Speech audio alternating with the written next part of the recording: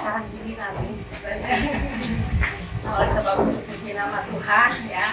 Kalau pada pagi hari ini kita boleh bersama-sama untuk datang berbakti kepada Tuhan, memuji memuliakan Tuhan, mendengarkan firman Tuhan saat ini. Nah sebab itu biarlah siapkan hati kita masing-masing dan biarlah firman Tuhan pada pagi hari ini benar-benar akan masuk di dalam hati kita. Jadi kita tidak hanya mendengar saja firman Tuhan, tetapi justru kita akan melakukannya. Karena apa saudaraku? Karena kita hidup di dalam dunia ini ya, perlu yaitu melekat dengan Tuhan, yaitu di dalam pujian mengatakan kita harus dekat dengan Tuhan. Terlebih waktu minggu yang lalu kita sudah merayakan hari Paskah. Kalau kami waktu itu di pantai, ya, kalau di sini nggak tahu pantai itu nggak di sini. Ya. Merayakan hari Paskah, yaitu hari kematian Tuhan Yesus Kristus. Dan kemudian hari minggunya kita merayakan cari-cari ketahuan dari rambutnya harus dikumpul. Nah si Delila ini merayu kepada Simpson, tolong ya rambutnya dicukur supaya jadi cakep. Padahal mukanya cakep supaya puasa Tuhan ini. Makanya awas-awas ya, hati-hati laki-laki. Kalau ada perempuan yang kemudian merayu-rayu ya untuk berbuat sesuatu yang tidak diperkenankan oleh Tuhan, jangan mau dirayu oleh perempuan. Mata awas jangan sampai melihat. Karena yang bisa jatuh itu bukan hanya yang single saja, yang udah punya istri, punya suami itu bisa jatuh. Ya. Karena kalau tidak berjaga-jaga, tidak berhati-hati, bisa jatuh. Sehingga akhirnya Simpson ya jatuh dalam dosa. Akhirnya sampai matanya menjadi buta. Akibat tidak mau dengar-dengaran kepada firman. Akibat yang melihatnya itu hanya secara jasmani, cantik, pinter, ya, bagus, elok, indah.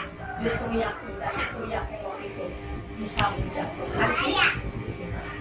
Waspada dengan hal ini supaya jangan sampai ada di antara kita juga yang jatuh seperti itu.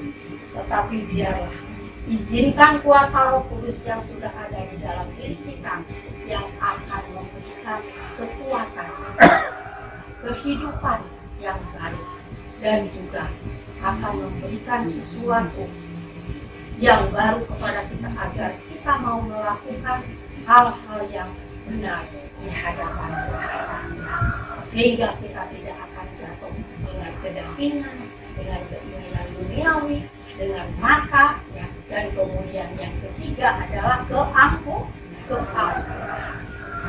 Keangkuhan ini adalah yang dibenci oleh Tuhan, yaitu kesombongan, merasa diri benar, ya.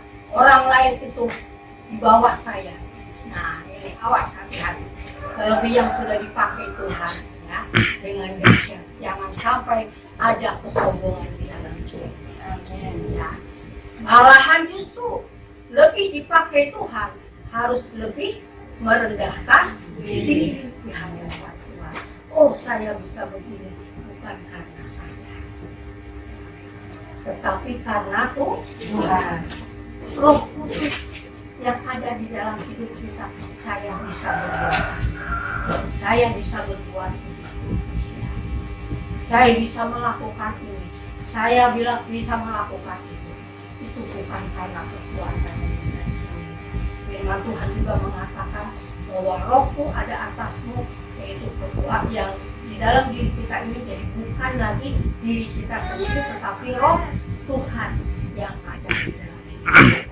Sehingga hanya kekuatan Tuhan saja yang bekerja di dalam kehidupan kita. Mari kita baca di dalam Yakub 4 ayat yang ke-6.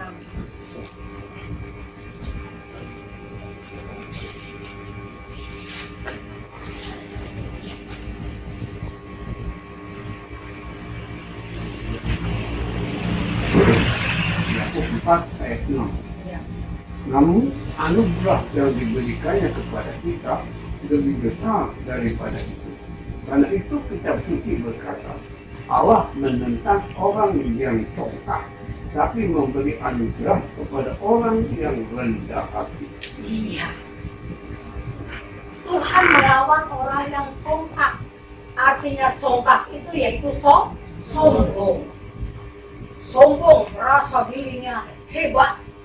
Ya. Segala sesuatunya bisa itu karena saya. Dan orang itu bisa datang ke Tuhan karena saya. Padahal firman Tuhan katakan, orang yang kalau tidak digerakkan oleh Bapa di surga, maka orang itu tidak akan bisa datang kepada Tuhan.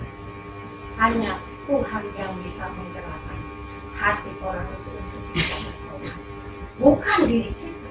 Diri kita ini hanya Allah untuk menyampaikan firman kepada mereka agar mereka tahu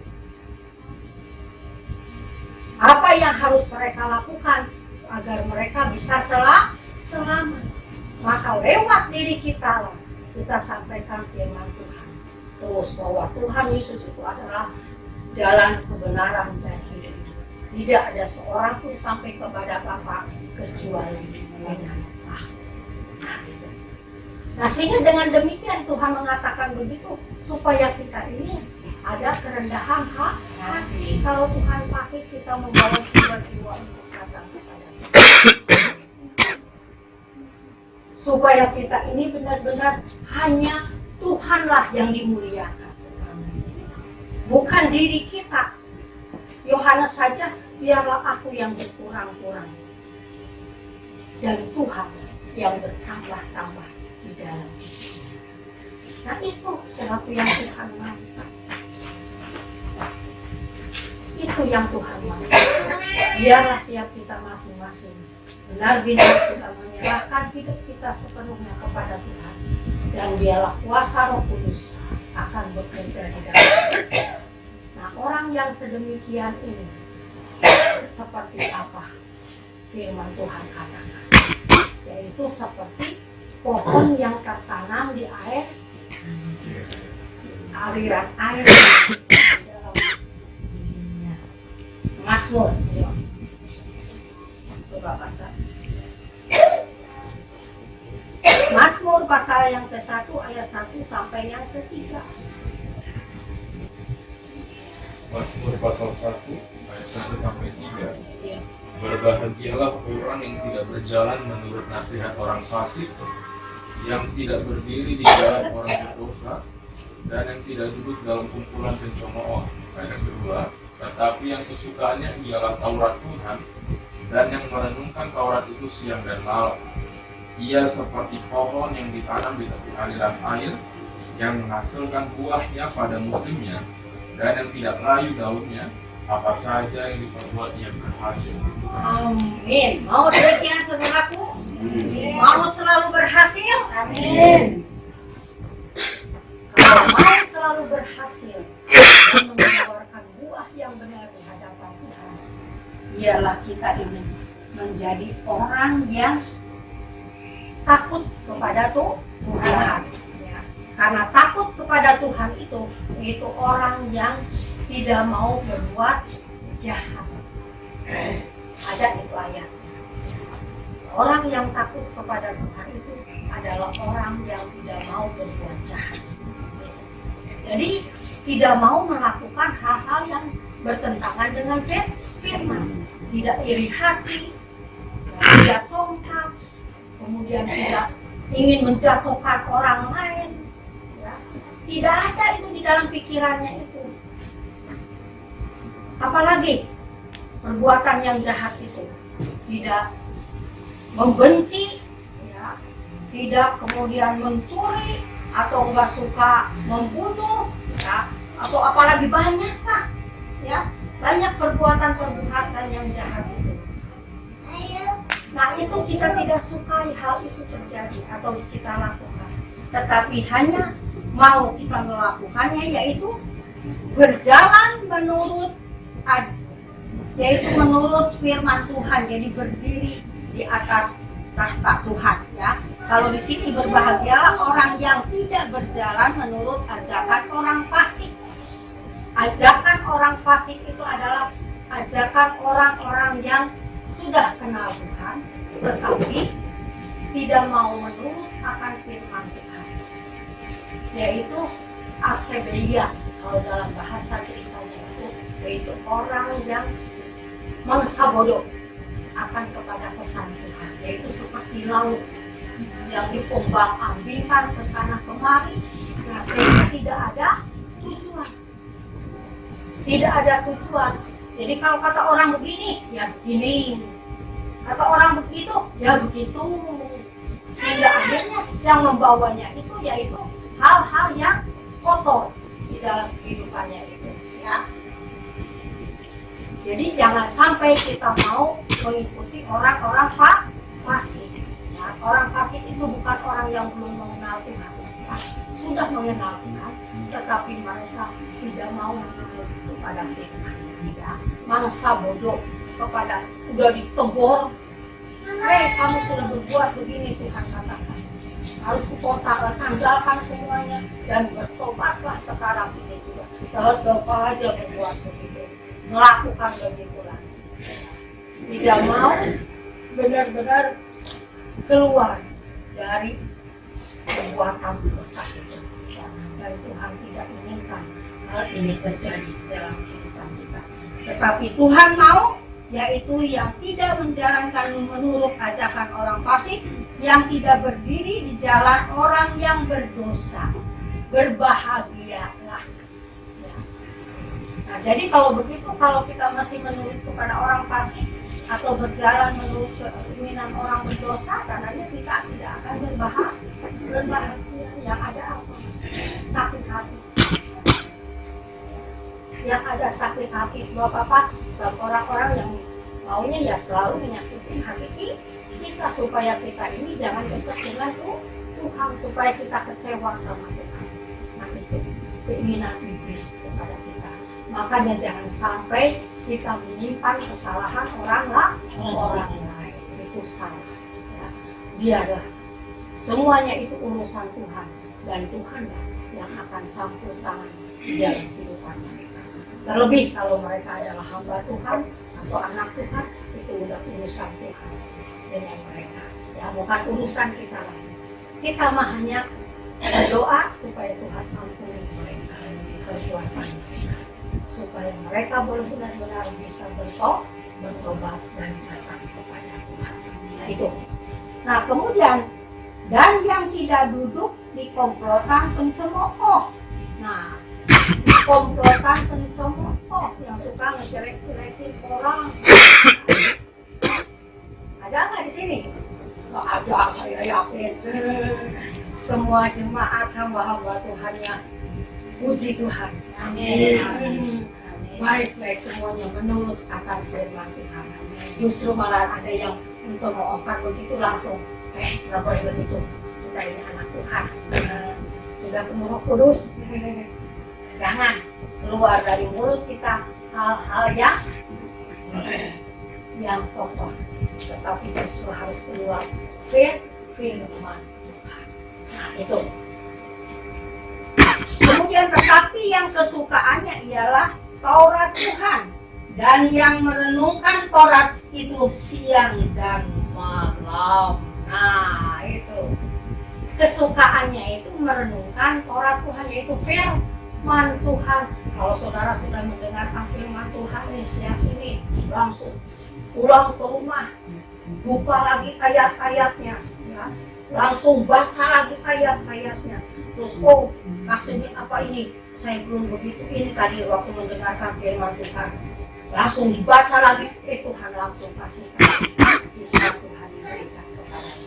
Sehingga akhirnya mengerti apa maksud Tuhan di dalam hidupnya. Itulah yang Tuhan inginkan. Nah, jadi orang yang sedemikian ini adalah ia seperti pohon yang ditanam di tepi aliran air, yang menghasilkan buahnya pada musimnya, tidak pernah layu daunnya, apa saja yang dilakukannya berhasil.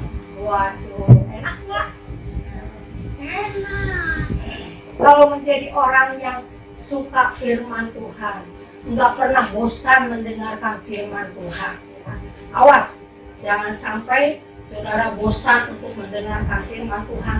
Itu sudah ada gelagat dari orang fasik. Awas, jangan sampai.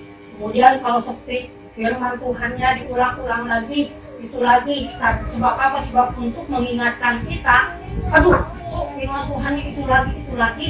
Jangan ya. Awas. Dengarkan firman Tuhan itu selalu baik. Meskipun ini. Kalau kita sudah mengatakan bahwa saya sudah bosan mendengarkan firman Tuhan, itu tandanya saudara sudah merasa diri benar. Merasa cukup, nggak perlu lagi firman Tuhan. Ya, awas, hati-hati. Jangan sampai fasik itu ada di dalam hati kita yang sudah nggak mau lagi banyak mendengarkan firman Tuhan. Nah, jadi orang yang selalu mendengarkan firman Tuhan itu adalah seperti pohon yang tertanam di tepi sungai. Di tepi sungai itu, yaitu pohon itu selalu, sungai itu atau air itu selalu menyirami pohon itu sehingga akhirnya pohon itu akan tumbuh terus menjadi besar, sehingga akhirnya bisa melindungi orang-orang yang duduk di situ. Kalau kepanasan, panas terik, aduh ini ada pohon gede, pohon besar di sini, duduk di bawah di situ enak, sehingga akhirnya dingin, ya enak rasanya. Nah sehingga pohon itu dapat dinikmati oleh orang yang duduk di bawah pohon itu. Nah kita pun juga harus bisa demikian, bisa dinikmati oleh semua orang, meskipun kita tidak berkata-kata, ya, tidak ngomong, tidak menyampaikan kesaksian tentang firman Tuhan gini enggak, tetapi lewat perbuatan kita, maka kita bisa menjadi berkat bagi mereka. Kita melihat apa yang kita perbuat itu benar. Seperti contohnya begini, matahari bersinar terus terang. Nah, apa yang saudara rasakan waktu matahari bersinar itu? Panas, terus apa lagi? Jemuran bisa kering, terus apa lagi? Dapat menikmati, ya, itu panas matahari bisa jadi sehat dan badan kita karena dijemur. Suami saya juga suka kalau di Bandung suka jalan kaki sengaja mataharinya suruh terbit dulu. Kalau nggak ada matahari terbit, jangan dulu jalan nih, gitu. Nggak panas, nggak enak, katanya gitu. Tetapi kalau dengan panas terik matahari, waduh, keringetan keluar, sehingga akhirnya badan ini menjadi sehat. Nah itu. Nah apakah matahari itu mengatakan, kamu yang ada di dunia ini karena saya nih? Enggak kan? Tetapi hanya udah menyinarkan sinarnya saja sudah semua manusia, umat manusia di dunia ini merasakan, menikmati panasnya matahari. Dan kelebihannya di dalam matahari itu yaitu untuk menyehatkan kita. Nah itulah demikian pun juga di dalam kehidupan kita masing-masing. Kita nggak usah banyak ngomong. Nah, kadang-kadang kalau terlalu banyak ngomong bisa menjadi bikin sakit hati orang, ya. Kalau kata-katanya itu tidak sesuai dengan firman, kecuali dengan sesuai dengan firman itu bagus. Tapi hanya ngomong saja itu tidak menjadi berkat. Akhirnya kita itu bukan menjadi berkat bagi mereka, tetapi menjadi sektor sakit hati, menjadi cemoohan, segala macamnya kita ini buat mereka. Tetapi biarkan kita masing-masing kita akan menyadari kehidupan kita semuanya agar benar-benar firman Tuhan itu. Kenapa? Pusing. Awas. Firman Tuhan itu harus benar-benar hidup di dalam kehidupan kita. Sehingga kalau firman Tuhan itu hidup, maka segala sesuatu yang kita lakukan pasti sesuai apa yang Tuhan katakan. Marilah pada siang hari ini kita akan serahkan hidup kita sepenuhnya kepada Tuhan. Biarlah Tuhan sendiri yang akan bekerja di dalam kehidupan. Amin. Sehingga apa yang kita mau, apa yang kita rindukan, semuanya Tuhan akan berikan kepada kita. Amin. Karena Tuhan berfirman kepada kita, apa yang kau minta, maka aku akan berikan. Amin. Asalkan mintanya itu bukan minta yang nggak benar, ya, tetapi yang benar kepada Tuhan, yang bisa menjadi berkat. Seperti contohnya Sulaiman. Ya. Tuhan kasih tawaran kepada Sulaiman. Silahkan kamu mau minta apa? Minta harta, minta kekayaan. Silahkan, aku akan berikan kepadamu. Tetapi Sulaiman tidak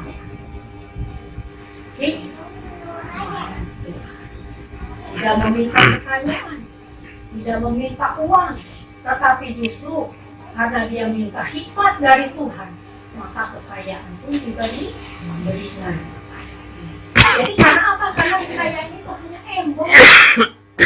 Yang utama itu adalah hikmat dari Tuhan untuk memimpin bangsa Israel pada waktu itu. Karena Raja Salomo merasakan tanpa hikmat Tuhan, saya tidak bisa untuk memimpin bangsa Israel. Tetapi dengan hikmat Tuhan, Salomo bisa memimpin bangsa Israel dengan begitu indah, tanpa harus berperang.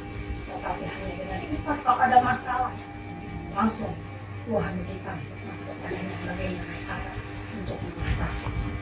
Yang saudara sudah tahu, yaitu yang seorang ibu yang mempunyai anak dua-duanya, tapi satu orang mati, ya, dan satu orangnya hidup, dan dua-duanya ini mengatakan bahwa ini anak saya. Dia tidak mau mengakui anaknya yang sudah mati, tetapi mau mengakuinya anaknya yang masih hidup. Nah coba, kalau bukan dari hikmat Tuhan, bisa nggak itu mengatasi? Nggak akan bisa. Tetapi justru dengan hikmat Tuhan, ambilkan pedang, kemudian langsung saya akan belah dua itu anak. Coba, secara manusianya masa ya, anak akan dibelah dua, tetapi orang tua yang bukan benar-benar orang tuanya, dia katakan, iya betul, belah dua saja, biar saya nggak dapat, dia juga nggak dapat. Tapi orang tua yang sebenarnya, jangan, lebih baik dia berikan saja kepada dia, daripada dia harus mati. Nah, jadi kan kelihatan orang tua yang benar dan orang tua yang salah, yang bukan orang tua. Dan nggak mungkin kan orang tua yang sebenarnya untuk membunuh anaknya sendiri. Nah oleh sebab itu, mari pada siang hari ini kita serahkan hidup kita sepenuhnya kepada Tuhan. Amin. Izinkan kuasa Roh Kudus bekerja di dalam hidup kita masing-masing. Amin. Kuasa Roh Kudus sudah ada di dalam kehidupan kita semua. Amin. Roh Kudus sudah diberikan kepada kita, dan sekarang tinggal lakukan apa yang Tuhan mau. Amin. Sehingga Tuhan Yesus akan selalu memberikan kemenangan demi kemenangan, meskipun banyak masalah yang harus kita hadapi, meskipun kita banyak tantangan yang harus kita hadapi di dalam kita menjalani hidup kita pada hari-hari ini, atau pada zaman sekarang ini, zaman akhir ini. Maka lewat Roh Kudus itulah yang akan mengambil alih, dan kemudian Roh Kuduslah yang akan menentukan segala sesuatu di dalam hidup kita. Apa yang harus kita lakukan? Mari kita akan datang kepada Tuhan, kita serahkan hidup kita seluruhnya kepada Tuhan, dan kita akan nyanyikan kuatkanlah hatimu. Kuatkanlah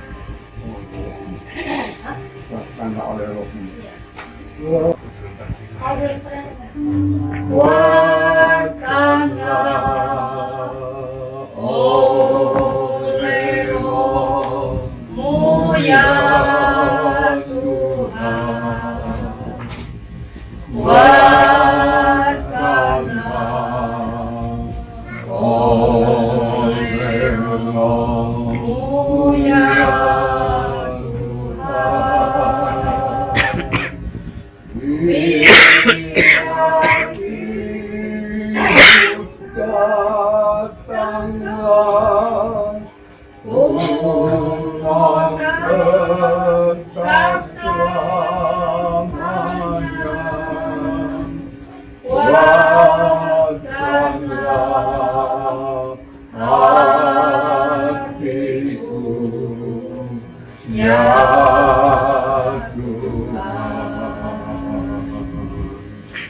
hanya lewat Roh Kudus yang bisa memberikan kekuatan kepada kita. Hanya lewat Roh Kudus yang bisa memberikan kemampuan di dalam kita menjalani hidup kita ini. Tanpa Roh Kudus kita tidak akan mampu. Tanpa Roh Kudus kita tidak akan kuat. Tanpa Roh Kudus kita tidak akan bisa untuk menjalani hidup di dalam dunia ini. Mari kita izinkan kuasa Roh Kudus itu selalu bekerja dan memenuhi hidup kita masing-masing.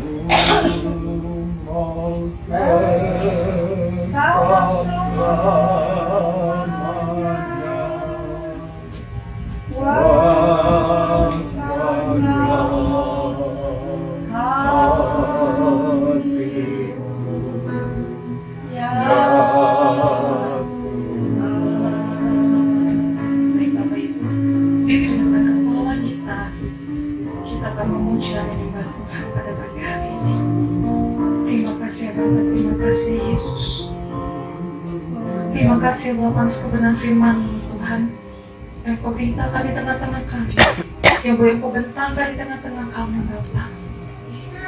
Dan karena firman-Mu itu Bapa menjadi kekuatan bagi kami ya Yesus, menjadi pengingat bagi kami semuanya Bapa, menjadi penghibur bagi kami ya Bapa yang lemah ya Bapa, sehingga Tuhan melalui kebenaran firman-Mu yang lemah dikuatkan ya Bapa, jadi pemulihan di tengah-tengah kami ya Bapa. Terima kasih Bapa, terima kasih Yesus, terpujilah nama-Mu. Bapa, Kau memberkati hamba-Mu yang Kau percayakan di tengah-tengah kami ya Bapa.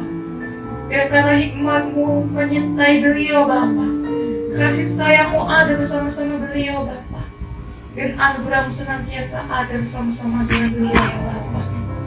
Terima kasih Bapa, terima kasih Yesus, terpujilah nama-Mu. Hanya dalam nama Tuhan Yesus.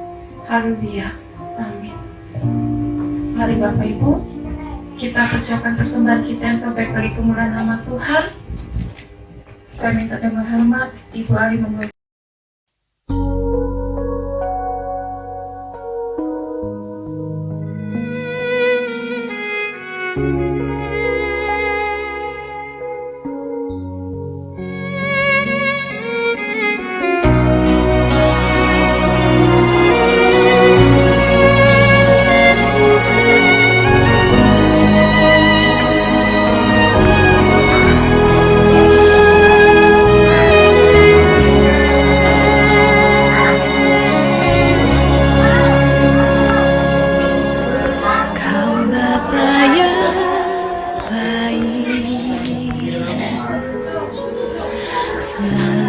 besertamu setiap detik, setiap waktu.